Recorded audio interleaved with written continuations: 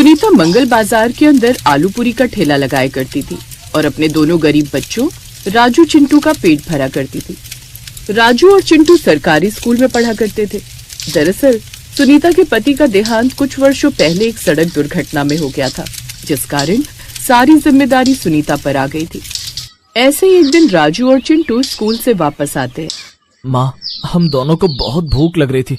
सुबह जो आपने आलू पूरी खिलाई थी वो तो स्कूल में पीटी टीचर ने व्यायाम करवाकर खत्म करवा दी, और जो आपने लंच में दी थी वो हमारे सारे दोस्त खा गए, और वो बोल रहे थे कि अगर हम तेरी माँ के ठेले पर जाकर आलू पूरी खाते हैं तो पैसे लगते हैं, इसीलिए वो मुफ्त में ही हमसे आलू पूरी लेकर खा गए। अब हम उनसे बात नहीं करेंगे। कोई बात नहीं मेरे बच्चों, कल से मैं तुम्हें ज्यादा आलू पूरी बांध कर दे दिया करूंगी। और ऐसा नहीं कहते, वो लोग तो तुम्हारे दोस्त हैं ना, अगर तुम उन्हें थोड़ी सी आलू पूरी खिला ही दोगे तो क्या हो गया। पर माँ, उन्हें खिलाते हैं तो हमारे लिए आलू पूरी नहीं बचती और हमें स्कूल में भूख लगती है। अच्छा, इस बारे में बाद में बात करेंगे, अभी ठेले पर ग्राहक नहीं है।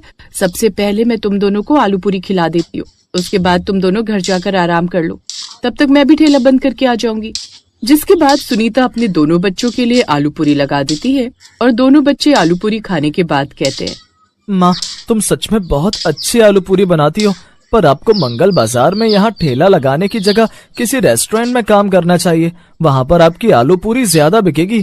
सुनीता ने हंसते हुए इस बात का जवाब दिया, मेरे बच्चों, रेस्टोरेंट में ठेला नहीं लगता है, वहाँ पर तो लोग काम करते हैं, लेकिन जो लोग वहाँ पर काम करते हैं उन लोगों को अपने मालिक की डांट भी सुनने को मिलती है। क्या तुम चाहते हो कि तुम्हारी माँ को मालिक डांटे? नहीं माँ, हमें हमारे टीचर डांटते हैं तो बहुत बुरा लगता है। अगर आपको डांट पड़ेगी तो भी हमें बहुत बुरा लगेगा। आप जो काम कर रहे हो वो बहुत अच्छा है। अब हम दोनों घर जा रहे हैं और थोड़ा आराम करके होमवर्क करेंगे। राजू और चिंटू अब वहाँ से चले जाते हैं। दरअसल सुनीता अपने पति के गुजर जाने के बाद अपने पास जमा किए हुए पैसों से आलू पूरी का ठेला लगाया करती थी, और मंगल बाजार पर लगाया हुआ उसका आलू पूरी का ठेला बहुत अच्छा चला करता था। ऐसे ही एक दिन उसके पास एक ग्राहक आता है और कहता है, बहन जी, मैं आपकी आलू पूरी चखने के लिए आया हूँ। दरअसल मैं एमसीडी की तरफ से हूँ और यहाँ पर एक निरीक्षण होने वाला है जिसमें हम सभी ठेले वालों के बने हुए सामान को खाकर देखेंगे, और जिसमें भी शुद्धता नहीं मिली उसका ठेला बंद होगा। भाई साहब, अगर आप थोड़ी देर पहले आते तो मेरे दोनों बच्चों से भी मिलकर जाते। वो दोनों खुद भी यहीं से खाना खाते हैं। मैं रोज सुबह उन्हें आलू पूरी खिलाकर ही भेजती हूँ और कभी कभी लंच में भी उन्हें आलू पूरी देती हूँ। मेरे लिए जैसे मेरे बच्चे हैं वैसे ही मेरे ग्राहक हैं, सब मेरा परिवार है। तो ठीक है बहन जी, जरा मेरे लिए एक प्लेट आलू पूरी लगा दीजिए। वो ग्राहक आलू पूरी खाकर चला जाता है। जिसके बाद सामने के ठेले पर पाव भाजी लगाने वाले हरिया ने कहा, वो आदमी मेरे ठेले का निरीक्षण करने के लिए आया था और उसने सुनीता के ठेले की आलू पूरी खाई है। अगर मैं उस आदमी को थोड़ी सी रिश्वत खिला दूं और सुनीता का ठेला बंद करवा दूं तो मेरी पाव भाजी का ठेला बहुत अच्छा चलेगा। अब हरिया भागकर उस आदमी के पास जाता है और उससे कहता है, देखो भाई साहब, हम सब यहाँ मुनाफे के लिए काम कर रहे हैं, मेरे पास आपके लिए बहुत ही उचित अवसर है। बताइए भाई साहब, क्या कहना है आपको? देखो भाई साहब, ये सुनीता आलू पूरी वाली जब से मंगल बाजार पर आलू पूरी बेच रही है तब से मेरा काम बिल्कुल मंदा हो गया है। अगर आप किसी भी तरह इसे निरीक्षण में फेल करवा दें तो मेरा ठेला और अच्छा चलने लगेगा। इस काम के मैं आपको पूरे 10,000 रुपए दूंगा। ठीक है भाई साहब, मैं इस बारे में सोचूंगा, अभी के लिए मैं चला। हरिया ये बात सुनकर खुश हो जाता है क्योंकि उसे पूरी उम्मीद थी कि वो आदमी इस काम को करने के लिए मान जाएगा। ऐसे एक हफ्ता गुजरता है और एमसीडी की गाड़ी कुछ ठेले हटाने के लिए आती है। तभी वो गाड़ी सुनीता के ठेले के बाहर आकर रुकती है और हरिया खुश होते हुए अपने ठेले से कहता है, मैं तो जानता था कि सुनीता का ठेला हटाने के लिए वो आदमी 10,000 में मान जाएगा। आखिर मेरी तरकीब काम कर गई। वो मनी मन खुश हो रहा था और सुनीता वहाँ हाथ जोड़कर एमसीडी के कर्मचारियों के आगे रो रही थी। साहब, मेरा ठेला मत हटाइए, मैं अपने दोनों छोटे बच्चों की परवरिश इसी ठेले से कर रही हूँ। मैं अपने खाने में किसी भी तरह के गलत सामान का मिलावट नहीं करती, फिर आप मेरा ठेला क्यों हटा रहे हैं? सुनीता रो रही होती है और वहीं हरिया उसके जख्मों पर नमक लगाते हुए कहता है, ये सब तो तुम्हें अपने खाने में मिलावट करने से पहले सोचना चाहिए था ना सुनीता। अब देखो, तुम्हारी वजह से कितने लोग बीमार पड़ जाते। अच्छा है जो ये एमसीडी वाले भला काम कर रहे हैं, तुम्हारा ठेला हटा। सुनीता रोई जा रही थी, उसे समझ में नहीं आ रहा था कि वो क्या करे। लेकिन तभी वहाँ पर वो ग्राहक आता है जिसने सुनीता की आलू पूरी खाई थी, और वो जेसीबी पर बैठे हुए अपने कर्मचारियों से कहता है, अरे अरे, ये क्या कर रहे हो तुम? कोई भी काम ढंग से नहीं होता है क्या तुमसे? इस आलू पूरी वाले का ठेला नहीं हटाना है, इस पाव भाजी वाले का ठेला हटाना है। इसके पाव भाजी भी बासी मिर्चियाँ और भाजी भी कई दिनों की पुरानी बना कर रखता है। ये बात सुनकर हरिया हैरान हो जाता है और शौक में चला जाता है और कहता है, कैसी बात कर रहे हो तुम? मेरी पाव भाजी पुरानी है? ऐसा हो ही नहीं सकता। मेरे पास इस बात की पूरी रिपोर्ट है, और जो तुमने मुझे रिश्वत देने की कोशिश की थी उसकी रिकॉर्डिंग भी।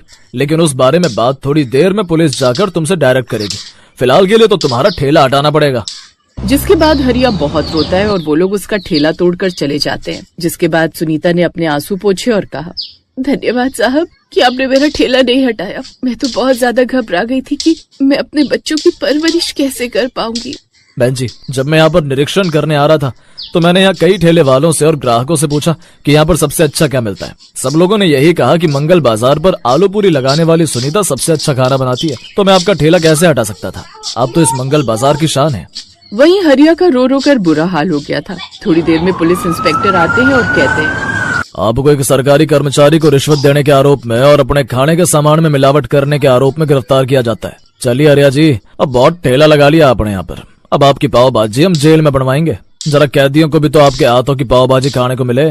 जिसके बाद में वो इंस्पेक्टर अब हरिया को पकड़कर ले जाते हैं और हरिया रोते रोते बस यही कहता हुआ पुलिस जीप में बैठ जाता है, अरे बाप रे, गलती हो गई। मैंने तो गलत इंसान से दुश्मनी ले ली।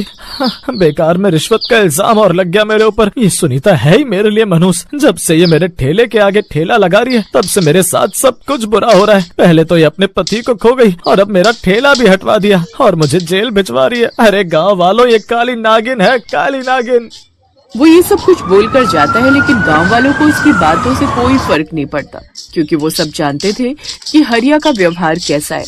और आज हरिया की सारी सच्चाई सामने आ गई थी। जिसके बाद में सुनीता वैसे ही ठेला लगाती है और सब लोगों को बड़े प्यार से और स्वच्छता के साथ में आलू पूरी मंगल बाजार रोड पर ही खिलाया करती है।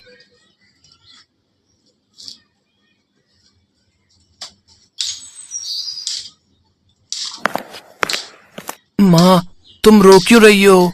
बेटा, तेरे नाना जी की तबीयत बहुत खराब है। हमें जल्दी से गांव जाना होगा। पर माँ, नाना जी को क्या हुआ? ललिता की बात सुनकर छोटा रौनक भी उदास हो गया। ये कहानी है ललिता और उसके 6 साल के बेटे रौनक की। ललिता के पति मुकेश की बहुत पहले ही मौत हो गई थी। मुकेश के जाने के बाद रौनक की जिम्मेदारी ललिता पर ही थी। वो मेहनत मजदूरी करके रौनक और अपना पेट पाल रही थी।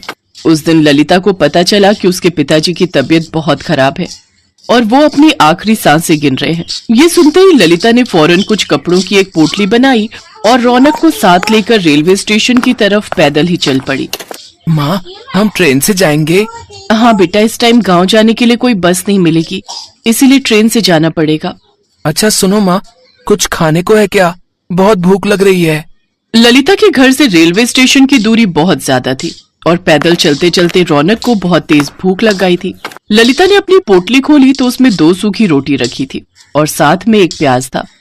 सूखी रोटी देखकर रौनक का मुंह बन गया, लेकिन वो भी जानता था कि उसकी माँ ललिता और वो बहुत तेजी में स्टेशन के लिए निकले थे। रौनक ने चुपचाप रोटी और प्याज खाया और ललिता की गोद में ही सो गया। फिर थोड़ी देर बाद, उठ रौनक, देख ट्रेन आ गई। चल बेटा, जल्दी उठ जा। अरे वाह, कितने दिन बाद आज हम ट्रेन में जाएंगे। रौनक को ट्रेन में बैठने की खुशी थी, लेकिन ललिता के आंसू थम नहीं रहे थे। उसे तो अपने पिता की चिंता सता रही थी। पूरे सफर के दौरान रौनक बस खिड़की के पास बैठकर बाहर की चीजों को निहारता रहा। वहीं ललिता बस सीट पर पीछे सिर टिकाए बैठी रही और अपने पिता की सलामती की दुआ करती रही। लेकिन ऊपर वाले को तो कुछ और ही मंजूर था। ललिता के पिता की मौत हो चुकी थी। उस दिन ललिता बहुत रोई। पिता का अंतिम संस्कार कर ललिता रौनक को लेकर वहाँ से चली आई। पिता के गम में वो ये बात भूल ही गई थी कि उसके साथ छोटा बच्चा भी है और रास्ते में। माँ, भूख लगी है। रौनक की बात सुनकर ललिता को होश आया।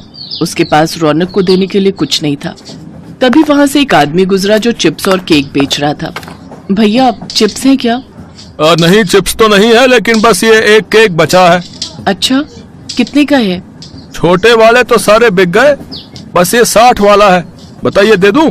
ललिता ने अपनी साड़ी के पल्लू में लगी गांठ खोली तो उसमें कुल मिलाकर बस 40 रुपए ही थे, जिन्हें देखकर वो केक वाला खुद ही वहाँ से चला गया। रौनक भी समझ गया कि केक लेने के लिए उसकी माँ के पास पैसे नहीं है और खिड़की की तरफ देखने लगा। रौनक बहुत ही समझदार था। उसने अपनी माँ से फिर कोई जिद नहीं की। कई घंटों के सफर के बाद ललिता और रौनक अपने स्टेशन पहुंच गए। वहां पहुंचते ही रौनक रोने लगा। ललिता समझ गई कि अब रौनक से भूख बर्दाश्त नहीं हो रही है। तभी वहां एक दुकान से आवाज आई, पूरी सब्जी खा ले, यही है, 20 रुपए में ही है। उस आदमी की आवाज सुनकर ललिता को ऐसा लगा जैसे उसकी मुराद पूरी हो गई। ललिता ने सोचा कि वो 2 आलू पूरी खरीदेगी, एक रौनक खाएगा और एक वो भी खा लेगी। उसने भी तो 2 दिन से कुछ नहीं खाया था। ललिता ने 40 रुपए देकर आलू पूरी खरीदी। उसमें बहुत थोड़े से आलू और सिर्फ 2 ही पूरियां थी। ये देखकर ललिता ने अपना डिब्बा भी रौनक को दे दिया। रौनक ने पेट भरकर खाना खाया और फिर शाम को, माँ, पेट में बहुत तेज दर्द हो रहा है और 3 बार उल्टी भी हो चुकी है। इतना कहते ही रौनक बेहोश हो गया। ललिता फौरन उसे डॉक्टर के पास लेकर पहुंची तो डॉक्टर ने उसे बताया कि रौनक को फूड पॉइजनिंग हुई है। ललिता को समझते देर नहीं लगी कि ये सब उस आलू पूरी की वजह से हुआ है जो उसने रेलवे स्टेशन से खरीद कर रौनक को खिलाई थी।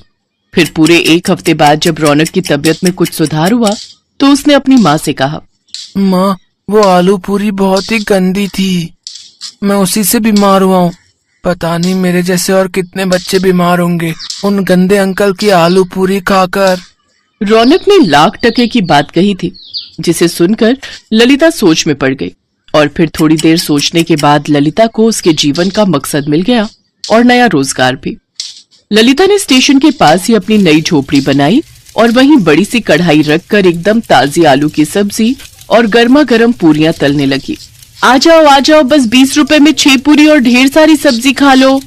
उसकी बनाई आलू पूरी बहुत ही स्वाद बनी थी और सिर्फ 20 रुपए में अब वहाँ हर किसी का पेट भर रहा था। तभी वहाँ एक औरत आई। उसके साथ एक छोटा बच्चा भी था, जिसे देखकर रौनक ने कहा, आराम से खाओ और जितना जी चाहे उतना खाओ।